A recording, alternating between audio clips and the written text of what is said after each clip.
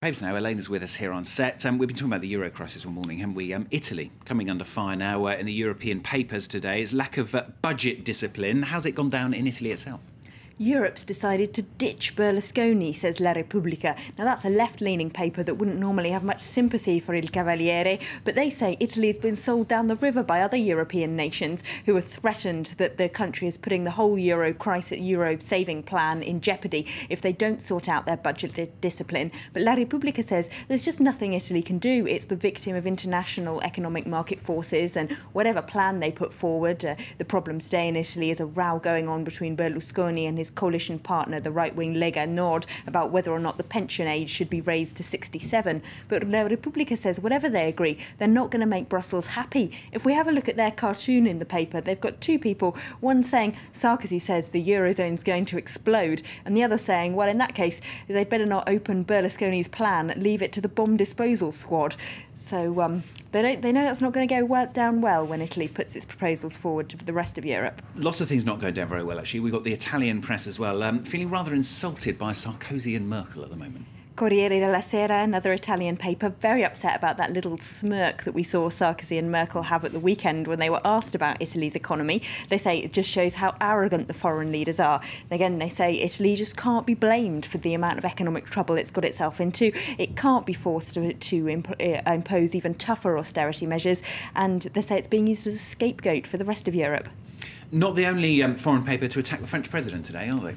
A posturing French pygmy. That's a headline in the Daily Mail. They also call Mr. Sarkozy a megalomaniac, and they accuse him of having a Napoleon complex and even say he's being emasculated by Angela Merkel. Now, of course, this is the Mail, which is a right-leaning tabloid who we know aren't huge fans of Europe in general. But this does go to show how Sarkozy's attitude on the international stage over this Euro crisis is going down badly all across the international stage. He's being portrayed as arrogant, trying to put forward France's point of view on the Euro issue, when, of course, France's own credit rating is in danger. They're not looking like a very economically credible source of recommendations for other people. I'm sure he would love that description. Maybe not.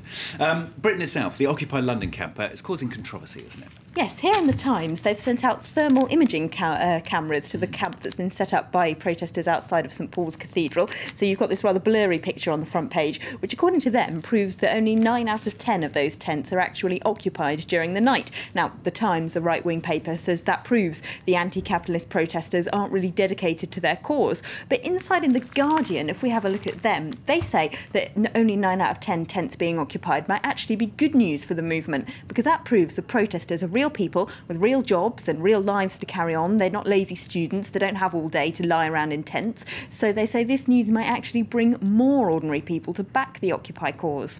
Yeah, it's amazing where the lengths that the press go to, isn't it, to get their stories. The Washington Post, they're following up on the Occupy protesters over in DC, and they found some local allies, haven't they? Yes, the homeless people who've lived for years in the camp that's now being occupied by those protesters down the road from the White House. They say they hope the protesters draw the attention to the lack of services they already have, and they're creating a sense of community and security when before those people were very much at risk. DC has a very high rate of homelessness with more than 6,000 people on the streets.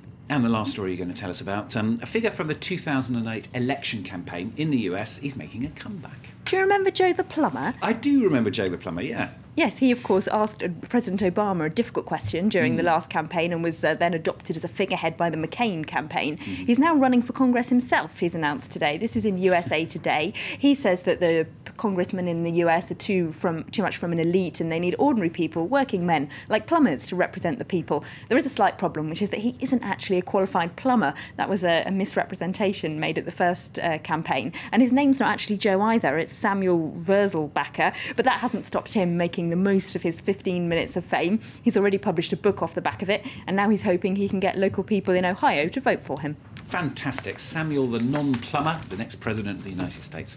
Elena, thanks a lot. Elena there with the international papers here on France 24.